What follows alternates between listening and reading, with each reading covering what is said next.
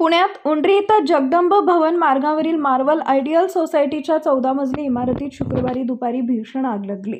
12व्या मजल्यावरील एका सदनिकेत लागलेल्या आगीनं काही मिनिटातच रौद्ररूप धारण केलं।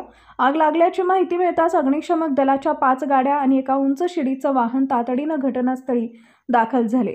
जवानांनी होच पाईपवर नेऊन आग विझवण्याचा प्रयत्न सुरू केला, मात्र त्याचवेळी अचानक सिलेंडरचा स्फोट झाला। या स्फोटात अग्निशमक दलाचे 2 जवान आणि 3 नागरिक गंभीर जखमी झाले, तर एका 15 वर्षीय मुलाचा मृत्यू झाला। अग्निशमक दलाच्या जवानांनी अथक प्रयत्नानंतर आग आटोक्यात आणली असून सध्या कूलिंग ऑपरेशन सुरू आहे। या घटनेमुळे संपूर्ण परिसरात भीतीचं वातावरण निर्माण झालं आहे। शिवशाही न्यूज प्रतिनिधी पारस मुथा, पुणे। पहिले आपलं नाव। मी Vijay Tukaram Bilare, assistant divisional fire officer, अग्निशमन दल पुणे महानगरपालिका। आज 26/9/25 रोजी दुपारी 2:30 मध्यवर्ती अग्निशमन कंट्रोल या ठिकाणी कॉल आला असता मार्वल बिल्डिंग उंडरी या ठिकाणी इमारतीमध्ये आग लागल्याचं समजलं असता जवळील अग्निशमन केंद्राच्या आम्ही एकूण 4 गाड्या सोडण्यात आलेल्या होत्या।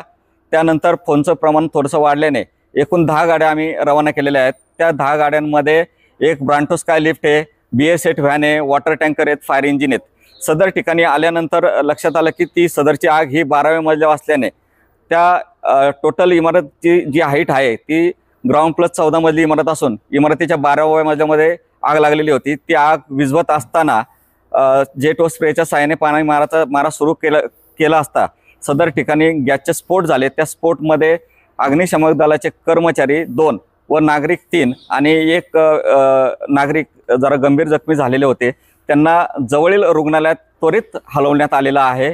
नागरिकांची आणि पोलिसांची मदत सुद्धा उपलब्ध होती। या ठिकाणी गॅसचे स्फोट झाल्यामुळे किंवा इतर काही आगीच्यामुळे धुराचं प्रमाण थोडंसं मोठ्या प्रमाणात होतं, परंतु आता आग कंट्रोल झालेली आहे, धोका दूर झालेला आहे।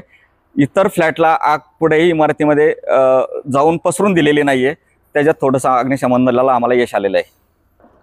आग विझवायला कंट्रोलमध्ये आणायला थोडासा एक 15-20 मिनिटाचा कालावधी गेलेला आहे। पूर्ण आग कंट्रोल करायला तासाभराचा कालावधी लागलेला आहे।